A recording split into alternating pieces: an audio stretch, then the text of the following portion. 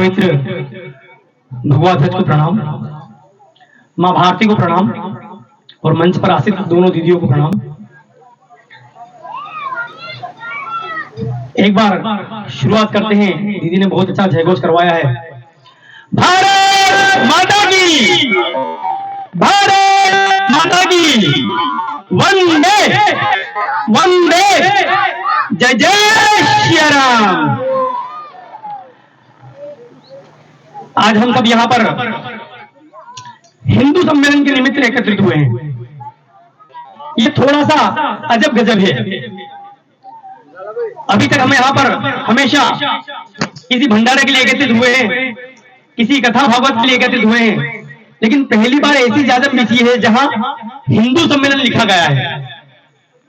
हम हिंदू हैं इसलिए यहाँ एकत्रित हुए हैं, हमारे पूर्वज हिंदू थे इसलिए यहाँ पे एकत्रित हुए हैं, हमारे बच्चे भी हिंदू रहेंगे इसलिए हम यहाँ पर एकत्रित हुए हैं।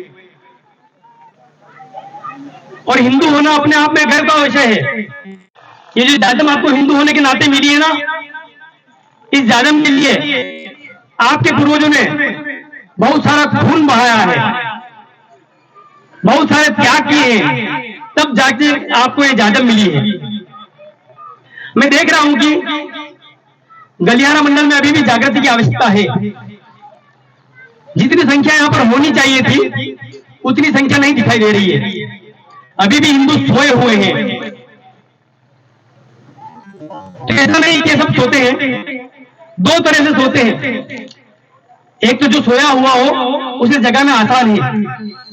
कोई सोया हुआ है उसे उठाया और उठ गया, लेकिन एक वो व्यक्ति होता है जो कम्बल ओढ़ के सोया हुआ है, अंदर ढागा हुआ है, बाहर से आप कितनी भी आवाज लगा दो लेकिन वो सोया हुआ है, तो उसे जगाना थोड़ा मुश्किल है। हम सब इतने जागृत हो चुके हैं तो सब मिलकर जगाएंगे, हो सकता है कुछ समय वो लगे जाग जाएंगे। राष्ट्रीय स्वयंसेवक संघ, जिसे हम आरएसएस के नाम से जानते हैं, इस वर्ष उसने अपने 100 साल पूर्ण किए हैं। एक संगठन जो 100 साल पहले चला और आज उसने अपने 100 साल पूर्ण किए, तो संगठन ने 100 साल पूर्ण करने में कितना बलिदान दिया होगा, कितना त्याग किया होगा, ये हम सबको जानकारी होना आवश्यक है। इन 100 सालों में इस संगठन के माध्यम से क्या परिवर्तन हुआ, इसको समझने के लिए पहले हमको 100 साल पहले जाना पड़ेगा। हम उस वर्तमान स्थिति को अगर समझेंगे तब हम जान पाएंगे कि वास्तव में इन 100 सालों में क्या परिवर्तन आया है।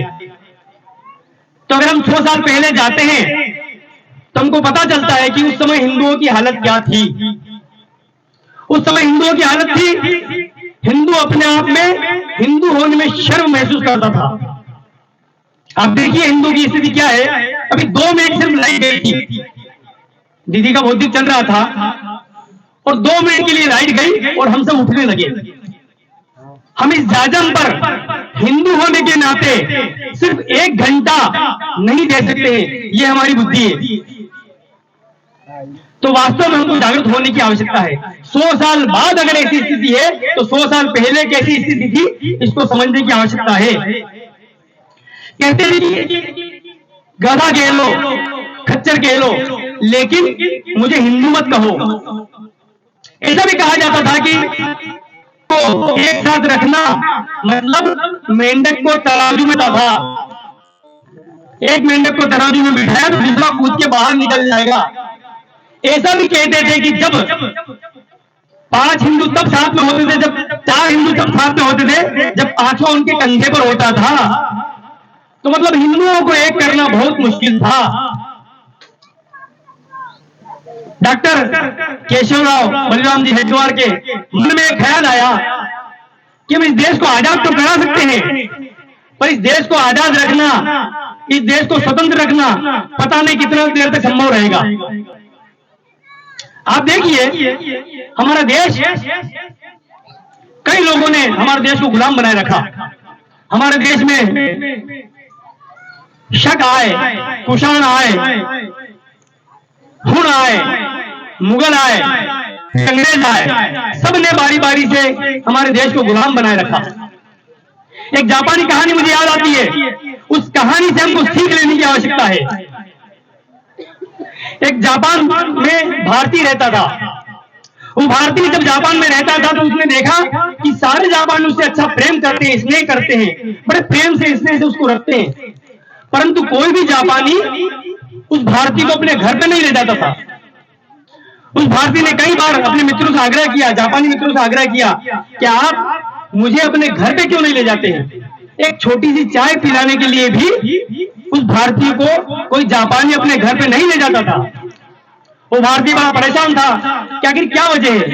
उसने बड़ा मन में जिज्ञासा लेकर जापानी से पूछा कि आखिर आप मुझे स्नेह करते, इतना आदर देते हैं, एक भारतीय होने के नाते मुझे पूरा सम्मान मिलता है, पर आप मुझे अपने घर पे क्यों नहीं ले जाते हैं।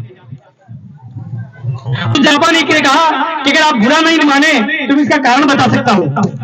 तो भारतीय ने कहा कि मुझे जिज्ञासा है, मुझे जानना है कि आखिर आप मुझे अपने घर पे क्यों नहीं ले जाते हैं।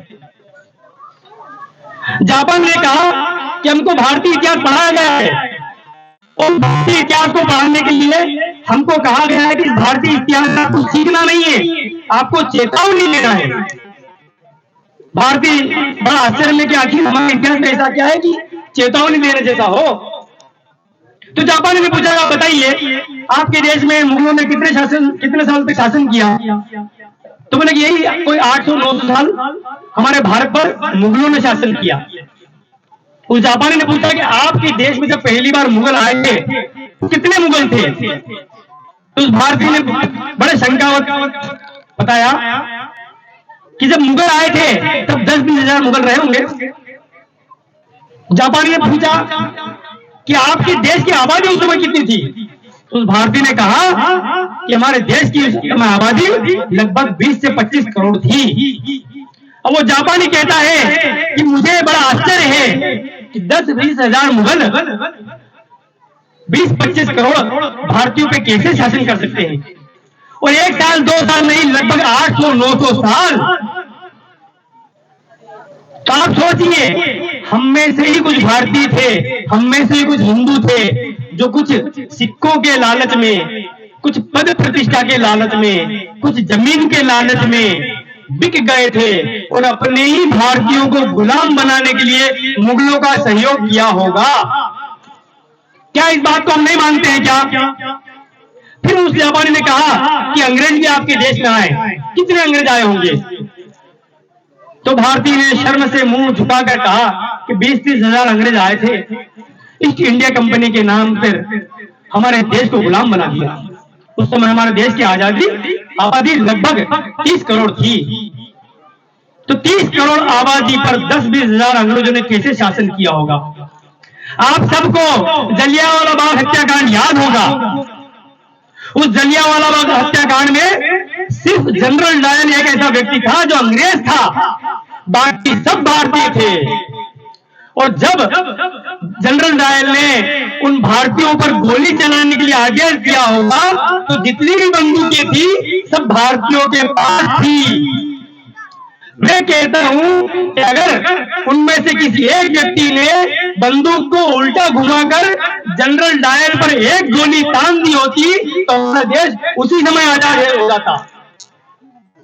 इतनी बड़ी विडंबना थी। हमने थोड़े से लालच में जयचंद हो गए, हम थोड़े से लालच में मानसिंह हो गए। और आज भी ऐसे मिलते हैं आसपास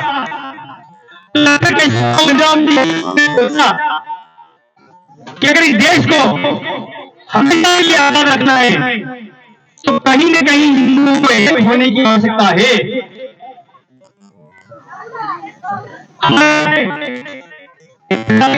विक्रम भाईसा वो हमेशा कहते हैं कि हिंदू 3 प्रकार का होता है और आज भी हम सब में 3 प्रकार के हिंदू हैं। वो 3 प्रकार के हिंदू कैसे हैं। तो पहला हिंदू है जो चौराहे पर भगवा दुपट्टा डालने में शर्म नहीं करता है, जो चौराहे पर जोर से बोलता है जय जय सिया राम, उसको जय जय सिया राम कहने में शर्म नहीं आती है। वो गौ पालन करता है, गौ पूजन करता है, उसको शर्म महसूस नहीं होती है, वो अपने आप को सीना ठोक कर देता है। और हिंदू वो है जो हिंदू तो है पर हिंदू होने में थोड़ी सी लज्जा आती है, थोड़ी शर्म आती है। जय जय श्री राम नहीं करना है, मैं हिंदू हूं, जय श्री राम नहीं करना है, राम राम नहीं बोलना है। जब गौ पूजन की बात आती है तो गौ पूजन नहीं करना है। अपने आप को हिंदू तो कहना है पर हिंदू कहना में शर्म महसूस करना है। ऐसे हिंदू आपको अपने आसपास दिखते होंगे। और तीसरा हिंदू वो है जो आज से तीसरी पीढ़ी पहले, चौथी पीढ़ी पहले हिंदू था। आपके ही बीच में आज सलमान नाम से है, आपके ही बीच में आज जाकिर से है, आपके ही बीच में आज कयूम नाम से है। अगर उसके तीसरी चौथी पीढ़ी दिखा दी जाए तो आपको दिखेगी उसमें रामलाल है, श्यामलाल है। वो जो टोपी पहन के आपके सामने घूमता है ना, वो जो पंचर छाप, जो आज आपका सबसे बड़ा दुश्मन हो चुका है, वो तीसरी पीढ़ी पहले, चौथी पीढ़ी पहले हिंदू ही था।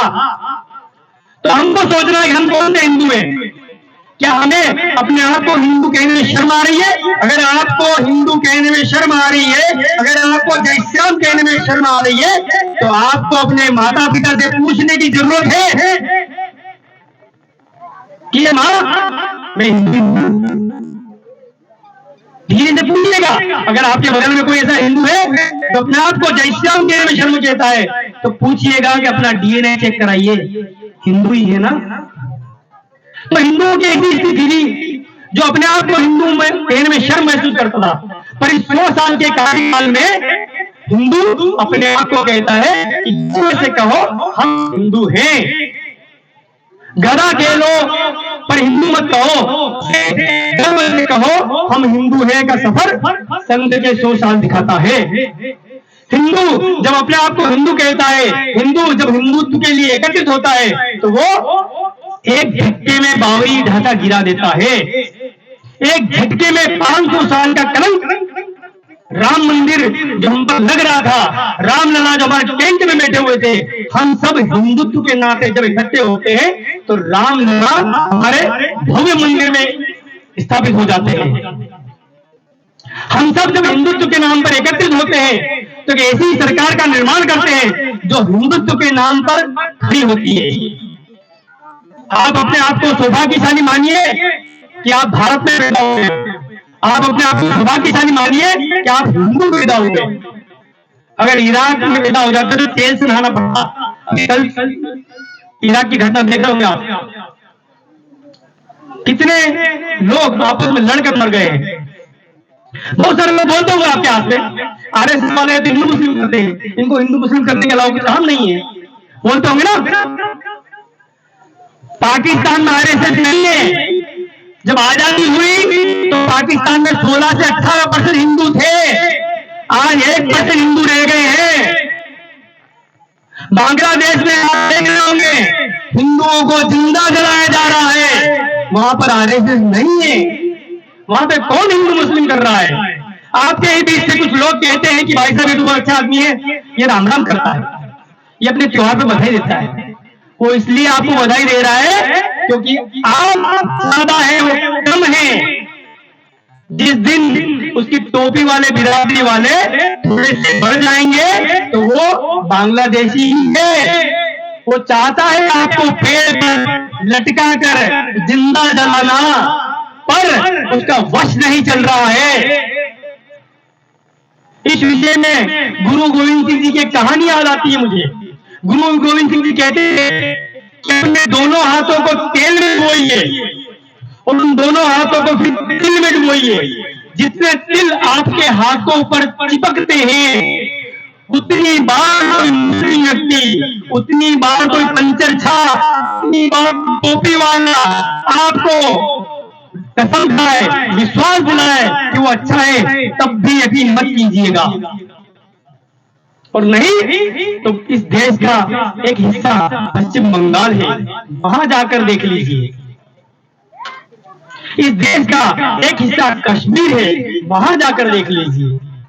और बहुत ज्यादा दूर से लेने की जरूरत नहीं है। आपके ये आसपास जहां इनकी आबादी 20%, 30% हो चुकी है, वहां देखिए लव जहाज चरम पर है। जमीन जिहाद चरम पर है। और अब आप तो व्हाट्सएप वीडियो के माध्यम से देखने को मिल रहा है उग जिहाद भी चरम पर है। जब किसी ऐसी होटल में एक मुस्लिम की है, वहां जाकर अगर आप भोजन कर रहे हो तो इत्मीनान से भोजन कीजिए। आपको जो भोजन परोसा जा रहा है वो थूक वाला है। अगर आपको थूक वाला भोजन करना है तो बेशर्म होकर आराम से जाइए। इस देश में अगर आपको रहना है तो शेर बनकर रहना होगा। एक जंगल है, उसमें शांति से किसी को रहना है तो कौन रह सकता है? आप बताइए मुझे। एक जंगल में शांति से खरगोश रह सकता है क्या? एक जंगल में हिरण शांति से रह सकता है क्या? तो शांति से रहना है तो खुद को शेर बनाना पड़ेगा। हम सब जीजाबाई हैं जो शिवाजी पैदा करने वाली है। हम सब पार्वती माँ हैं जो गणेश पैदा करने वाली है। हम सब अंजनी माँ हैं जो हनुमान पैदा करने वाली है। हम सब झांसी की रानी है। दीदी ने कहा कि शस्त्र और शास्त्र दोनों होना चाहिए। हमारे जितने भी देवता हैं उनके हाथों में आपको शास्त्र तो दिखेगा दिखेगा, शस्त्र भी दिखेगा।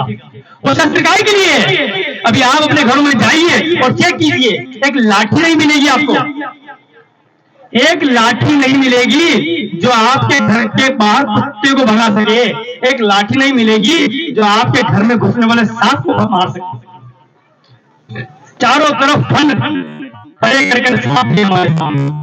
चारों तरफ फन खड़े करके सांप है, वो डसने के लिए तैयार है। हमारे घर में तैयार नहीं मिलेगा। हम सब सीखना चाहते हैं हमारे पूर्वजों से। राम से हमने सीखा, राम से हमको सीखना है धनुष चलाना, शस्त्र चलाना। जब रावण जैसे आताई को मारना हो तो हमारे हाथ में शस्त्र होना चाहिए।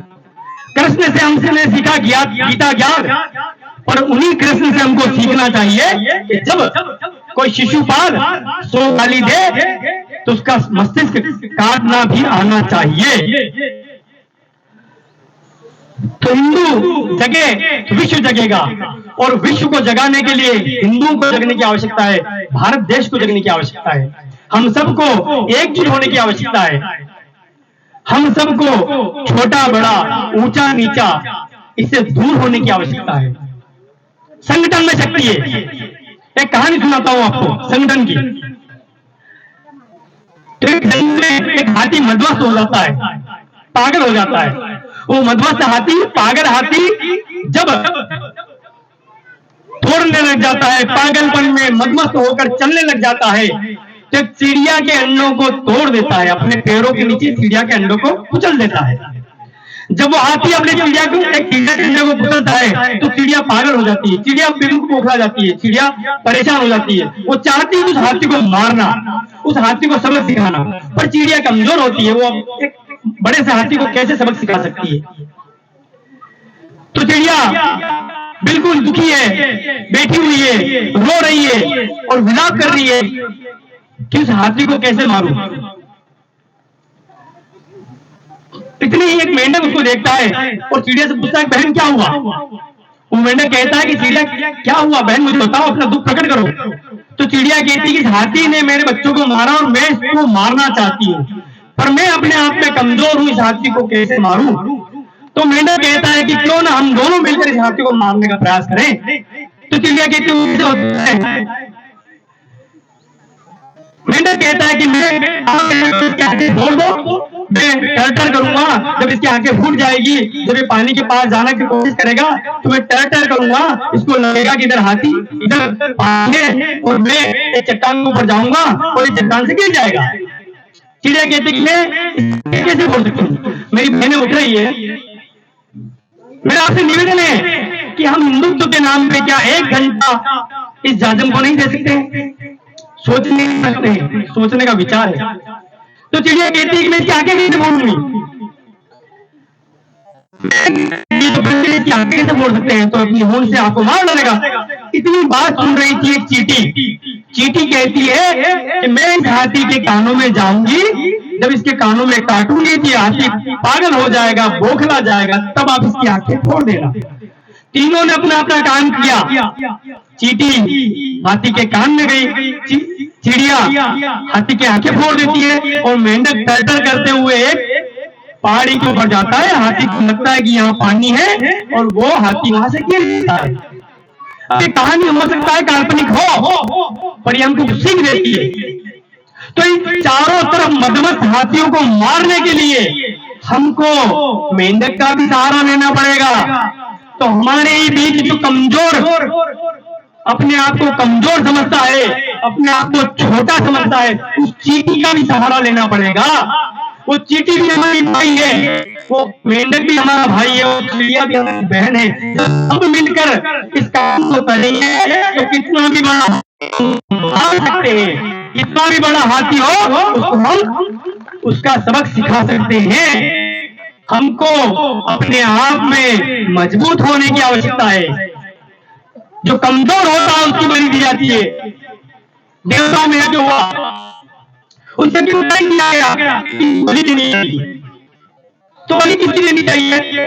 तो किसी ने कहा कि घोड़े की बलि देते, तो घोड़े की बलि, दूसरे देवता ने कहा कि घोड़े की बलि कैसे दे सकते हैं? घोड़े की बलि देंगे तो एक लात मारेगा, मार देगा। अश्वमेव। फिर किसी ने कहा हाथी की बलि देते हैं, तो एक बोला हाथी की बलि देंगे तो एक लात में हमको मार देगा, एक खून से हमको मार देगा। गजब ने क्या कहा? गजब ने। फिर किसी ने कहा कि शेर की बलि दे दो, गाय की बलि दे दो। नहीं, शेर तो हमें बलि देगा। गजब ने नहीं नहीं नहीं, उसकी बलि नहीं दे सकते। तो बलि किसकी दे सकते हैं? बंधु बोला कि बकरी के बच्चे की बलि दे सकते हैं। अश्वमेव, गजमेव, व्याघ्रम नेवज नेवज अजापुत्रम बलिम दद्यात् देवो दुर्बल घातक। मतलब देवताओं भी दुर्बल की बलि देते हैं। जो मैं करेगा उसकी बलि दी जाएगी। हम करेंगे तो अब हमको ये सोचना है कि मैं क्या करना है, हम क्या करना है। जब सबको साथ लेने की बात आती है हम करना है, पर जब किसी देश की बात आती है तब मैं करना है। जैसे एक नारा हमको बचपन से सिखाया गया, कौन सा? अभी मैं बोलूंगा, बोलिएगा। देश का काम कौन करेगा? जोर से, देश का काम कौन करेगा? यही तो गड़बड़ है, सारी गड़बड़ यहीं से शुरू हुई है। जब हम कहते हैं ना, हम पड़ोसी भरोसे रह जाते हैं। हम मतलब मैं भी और पड़ोसी, हम मतलब ये बैठे हुए 500 लोग, तो 500 लोग में कोई तो कोई करेगा। पर जब बात आती है देश की तो बोलना चाहिए मैं करूंगा। धर्म का काम कौन करेगा? तो मैं करूंगा। अगर ऐसा हम कहने लगे तो धर्म का काम अपने आप होने लग जाएगा। हमने क्या कहा कि धर्म का काम कौन करेगा? हम करेंगे। तो जब सबको साथ लेने की बात आती है तो बात आना चाहिए हम करेंगे। पर जब देश की बात आती है, धर्म की बात आती है, मठ मंदिरों की रक्षा की बात आती है, गौ माता की रक्षा की बात आती है, माताओं बहनों की रक्षा की बात आती है, तो हमको क्या कहना चाहिए? मैं करूंगा। सबसे पहले कौन करेगा? मैं करूंगा। जब मैं शब्द आएगा तो हम सब मिलकर करने लग जाएंगे। नई पीढ़ी आपके सामने तैयार हो रही है, इसे तैयार करने की आवश्यकता है। अभी भंडारे में क्या बनाया मुझे पता नहीं है। तो जब भी आपके सामने कुछ परोसा जाता है आप उसे खा लेते हो। अगर आपके सामने गुलाब जामुन रखा जाए तो आप गुलाब जामुन ग्रहण कर लेते हो। अगर आपके सामने कचौरी रखी जाए तो आप कचौरी ग्रहण कर लेते हो। अगर आपके सामने सेव मिक्सचर रखा जाए, नुक्ती रखी जाए तो आप नुक्ती ग्रहण कर लेते हो। सही कि गलत? तो इस बच्चों के सामने जो परोसोगे वो ग्रहण करेंगे। इन बच्चों को शिवाजी बनाना है तो आपके हाथ में है। इन बच्चों को शाहरुख खान बनाना है तो आपके हाथ में है। और जब आप इनको शिवाजी के बारे में नहीं समझाओगे, जब आप इनको विवेकानंद के बारे में नहीं समझाओगे, जब आप इनको वीर सावरकर के बारे में नहीं समझाओगे, तो ये शाहरुख खान के बारे में, सलमान खान के बारे में खुद ग्रहण कर लेंगे। हमको चाहिए कि हमारे बच्चों को कैसा करना है। हमको अपनी कथाओं से सीख लेना चाहिए। आपने देखा होगा कि कौरवों के पुत्र बिगड़े हुए थे, और पांडवों के पुत्र सुधरे हुए थे। क्या इस बात को समझ सकते हैं कि एक ही गुरुकुल में पढ़े हुए, एक ही कुल में जन्मे हुए दो अलग अलग बच्चे, एक बच्चे संस्कारी हुए और एक बच्चे संस्कारी नहीं हुए, क्या कारण रहा होगा? क्या इस कथा से हमको सीख नहीं लेना चाहिए? तो आपने देखा होगा कि धृतराष्ट्र जन्म से अंधे थे, और धृतराष्ट्र जब अंधे थे तो माता गांधारी ने, उनको लगे नहीं कि अंधे, अपनी आंखों में पट्टी बांध ली। तो जब माता पिता अपने बच्चों की गलतियां देख नहीं पाएंगे तो उनके बच्चे बिगड़ेंगे ही बिगड़ेंगे। हमें अपनी आंखें खुली रखना है, अपने बच्चों की गलतियों को देखते रहना है। अगर वो गलत करे तो टोकना है, क्योंकि ये वो पीढ़ी है जो आपका भविष्य है। ये वो पीढ़ी है जो आपको अपने बुढ़ापे की लाठी के रूप में मिलने वाली है। ये वो पीढ़ी है जो या तो आपको बुढ़ापे में सहारा देगी या आपको अनाथ आश्रम में छोड़कर फोन पे पैसे डालकर व्हाट्सएप कॉलिंग करके बात करेगी। या तो आप अपनी पीढ़ी से खुद अग्नि में सकते हो, या फिर विदेश में बैठा हो बेटा आपको व्हाट्सएप कॉलिंग के माध्यम से, वीडियो कॉलिंग के माध्यम से अग्नि देगा। तब आपको तय करना है कि आपके अपने बच्चों को कैसा करना है। हमको अपने आप को संरक्षित करने की आवश्यकता है। हमारे चारों तरफ इन हिंदुओं को तोड़ने के लिए विशेष प्रयास किए जा रहे हैं। आप देख रहे हो कई प्रकार की जातिगत सेनाएं बन गई। हम अपनी जाति का उद्धार करने के लिए सेनाएं बना रहे हैं। हमने अपने महापुरुषों को उभार दिया है। हमने कह दिया कि महाराणा प्रताप तो हमारे हैं। हमने कह दिया कि भीमराव अंबेडकर जी तो हमारे हैं। मैं आपसे पूछता हूं कि कोई महापुरुष किसी जाति का कैसे हो सकता है? क्या महाराणा प्रताप ने किसी जाति विशेष को आजाद कराने के लिए मुगलों से लड़ाई की थी? क्या बाबा भीमराव अंबेडकर ने किसी जाति विशेष के लिए प्रयास किया था? तो नहीं, ये हम सब के लिए थे। इन सब ने जो प्रयास किए वो हिंदू धर्म के लिए थे, वो भारत के लिए थे। अब मेरा आपसे सिर्फ इतना सा निवेदन है कि अपने आप को मजबूत कीजिए, अपने आप को शक्तिशाली बनाइए, अपने घरों में रखिए, अपने बच्चों को शिवाजी बनाइए, अपने बच्चों को भगत सिंह बनाइए, अपने बच्चों को महाराणा प्रताप बनाइए, क्योंकि ये पीढ़ी ही आपको अपना देश सुरक्षित रखने वाली है, अपना हिंदुत्व धर्म सुरक्षित रखने वाली है। एक लास्ट बात कह के, एक आखिरी बात कह के मैं अपनी बात को विराम के रहना चाहता हूं कि जब भी माताओं बहनों को लगे कि हम कमजोर पड़ रहे हैं, आपके साथ पूरा देश, आपके साथ जितने भी हिंदू संगठन सब खड़े हुए हैं। अगर आपको लगता है कि किसी एक हिंदू संगठन के साथ आप काम नहीं कर सकते हैं तो किसी दूसरे हिंदू संगठन के साथ काम कीजिए और हिंदू संगठन के साथ काम कीजिए, के लिए काम कीजिए, हिंदुत्व की रक्षा के लिए काम कीजिए, मठ मंदिरों की रक्षा के लिए काम कीजिए, गौ माता की रक्षा के लिए काम कीजिए। और जब भी आपको लगे कि हम अपने आप में कमजोर हैं तो एक बात याद कीजिएगा, लाइन याद कीजिएगा, बंद कहां तक टाला जाए, युद्ध कहां तक टाला जाए, हम भी हैं राणा के वंशज, फेंक जहां तक भाला जाए। तो जब भी आपको लगे कि हम अपने आप को कमजोर महसूस कर रहे हैं तो अपने हाथ में भाला लीजिएगा, अपने आप को कमजोर महसूस कीजिएगा। और जब भी आपको लगे कि युद्ध करने की आवश्यकता है तो युद्ध कर लीजिएगा, क्योंकि आपके साथ पूरा देश खड़ा है। आपने अपनी ताकत से अपने देश में वो सरकारें बनाई है जो आपके लिए खड़ी है। आपने अपने देश में चाय वाला दिया है, तो हम कहते हैं चाय वाला है, उसी देश की हम सोच सकते हैं। कि जो दृश्य आपको पलटता हुआ दिखाई दे रहा है, ये हम सब के पूर्वजों के लहू का कारण है। हम सब के पूर्वजों ने जब बलिदान दिया तब जाके उनको इस जाजम पे बैठना मिला है। इस जाजम के लिए, इस हिंदू धर्म के लिए अपने आप को सदैव एक बनाए रखिए, ऊंच नीच छोड़िए।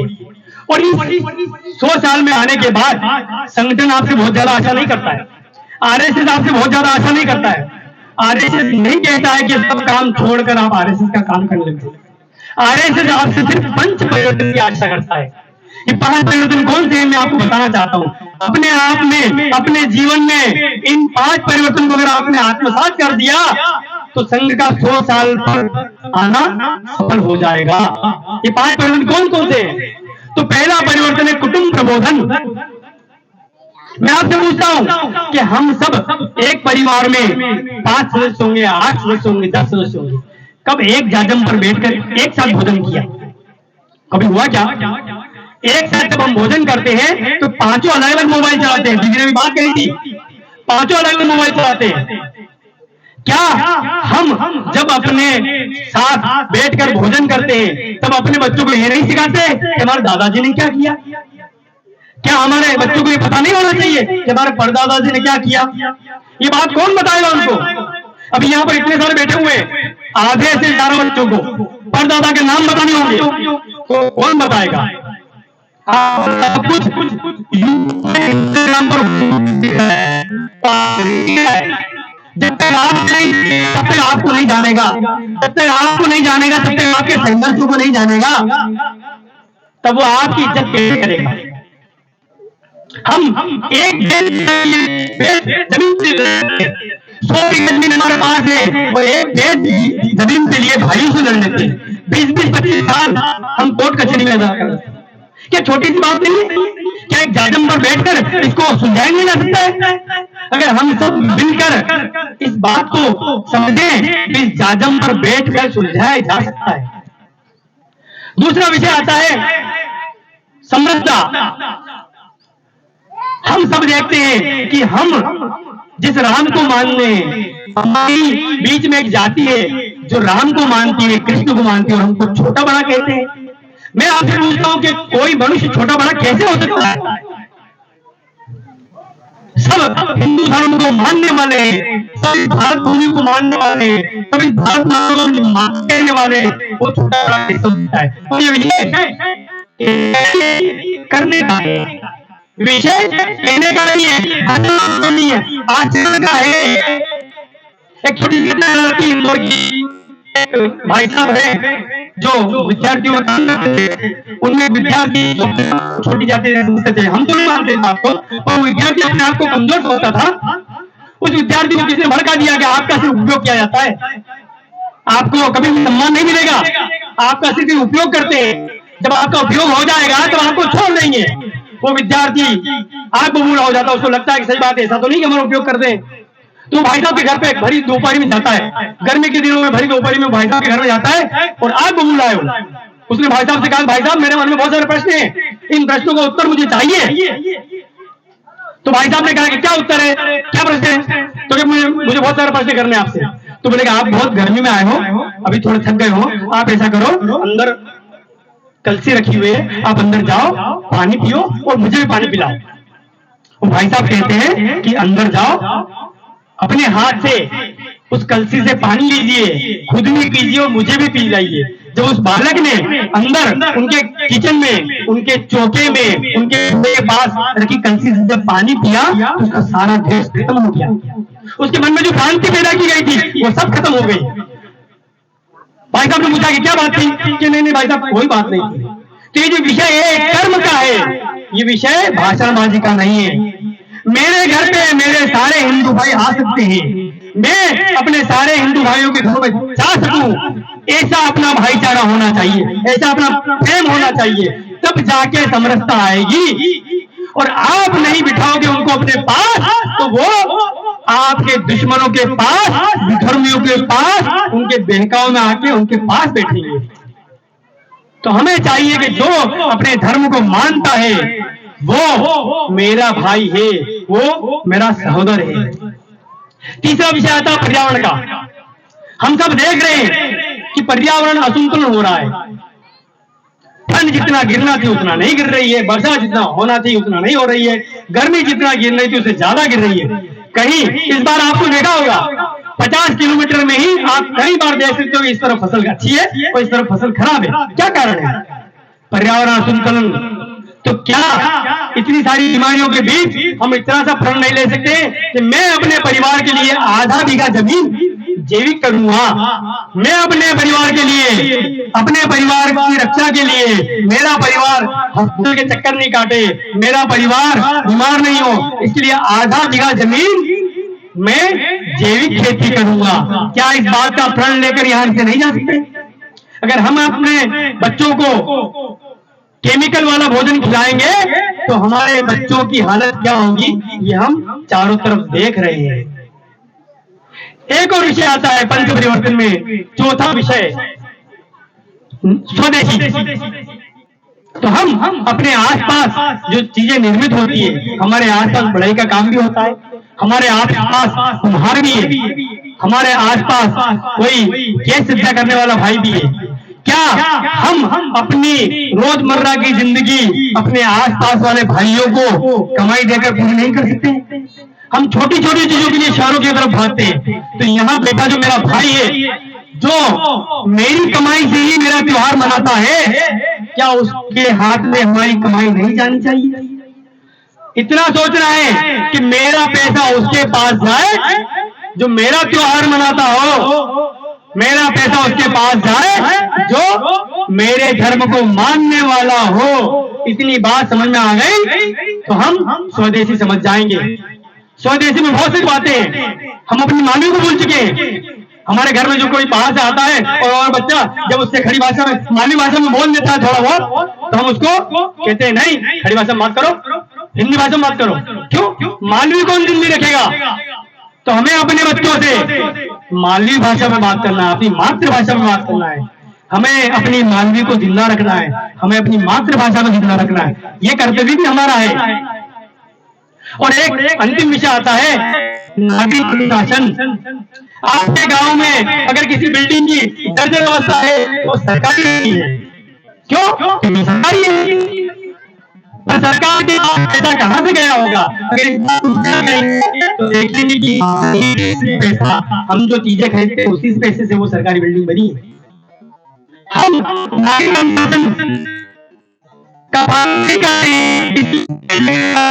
चालान करते हैं। आप सोचिए हमारा मस्तिष्क, हमारा सिर सुरक्षित रहे, इसलिए हमको हेलमेट पहनाने के लिए जगह जगह पुलिस वाले भैया बैठे रहते हैं। आपकी सुरक्षा के लिए पुलिस वाले भैया आपका चालान काटते हैं। कितनी बड़ी विडंबना है, कितनी बड़ी विडंबना है कि आपको गाड़ी में बैठने के लिए, सीट बेल्ट लगाने के लिए आपका चालान काटा जाता है। और हम ऐसे लोग हैं कि एक बार चालान कटाएंगे, 2 बार चालान कटाएंगे, वो 500 की पट्टी 25 बार दे देंगे और 500 रुपए का हेलमेट नहीं खरीदेंगे। हम टैक्स पे करने के लिए कोशिश करते हैं कि सीए ढूंढते हैं कहीं हमारा टैक्स नहीं चला जाए। अरे भैया, जिस सड़क पे आप घूम रहे हो वो आपके टैक्स से बनी हुई है। जितना अच्छा टैक्स देंगे, जितना अच्छा नागरिक अनुशासन को पालन करेंगे, हमारे पंचायत कर, नल कर, बिजली कर, इन सबको जितना अच्छा देंगे उतनी सुविधाएं आपके गांव में मिलने वाली है। तो ये हम सबका दायित्व है कि हम अपने नागरिक अनुशासनों का पालन करें। 2 मिनट लाइट चली गई, हम सबको अपना अधिकार याद आ गया। ये लाइट 24 घंटे होना चाहिए, हमारा अधिकार है। पर इस लाइट का बिल समय पर भुगतान करना ये हमारा कर्तव्य है। ये हमको पता नहीं है। क्या ये हमको पता नहीं होना चाहिए? तो इस हिंदू सम्मेलन में जब हम यहाँ पर आए हैं तो मेरा आपसे निवेदन है कि कुछ लेकर जाइएगा, कुछ सीख कर जाइएगा। और हम किसी भंडारे में नहीं आए हैं, ये बात सोच कर जाइएगा। और हम सब जाग गए हैं, बाकी लोग जो नहीं जागे हैं, जो रजाई में बैठे हुए हैं, आंखें खोलकर सोए हुए हैं, उनको जगाना है। ये हम सबका दायित्व है। इस बात को खत्म करके मैं अपनी बात को यही विराम देता हूँ। माता की, भारत माता की, जय जय सिया राम। और एक बात याद रखिएगा, देश का काम कौन करेगा? मैं करूंगा। इस बात को याद रखिएगा। जय जय सिया राम।